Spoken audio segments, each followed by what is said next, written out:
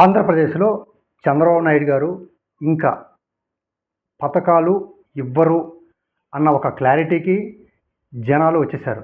అయితే ఇక్కడ చంద్రబాబు నాయుడు గారు చాలా తెలివిగా వేసిన గాలంలో ఆంధ్రప్రదేశ్ ప్రజలందరూ పడ్డారు. చాలా తెలివిగా ఆలోచించారు ఆయన. స్టిల్ ఇప్పుడు ఆయన ఆలోచిస్తున్న విధానం ఎలా ఉందంటే, ఆయన 2014 నుంచి 2019 వరకు దిగిపోయేటప్పుడు పసుపు కుంకుమనిచ్చారు. చాలా పెద్ద ఎత్తున ఇచ్చారు.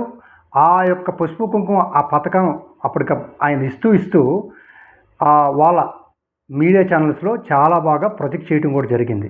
అయినా లాస్ట్ మూమెంట్లో జగన్మోహన్ రెడ్డి గారికి కోడికత్తి ఆ విషయంలో మొత్తం టర్న్ అయిపోయి ఒక ఎమోషనల్కి జనాలు అలవాటు పడ్డారన్న విషయాన్ని చంద్రబాబు నాయుడు గారు అనుకుంటున్నారు.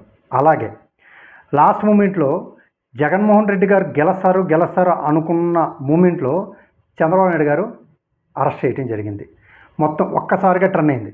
ఆంధ్రప్రదేశ్ రాజకీయం ఒక్కసారిగా టర్న్ అయిపోయింది.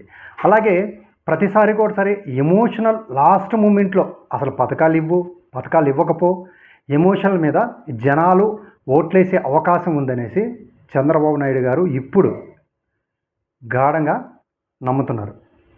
అయితే ఇప్పుడు పథకాలు ఇచ్చినా మరి ఇవ్వకున్నా జనాలు ఓట్లేసేదంటూ ఏమి లేదు. జగన్మోహన్ రెడ్డి గారు ప్రతి పథకం 99% కూడా ఇవ్వడం జరిగింది.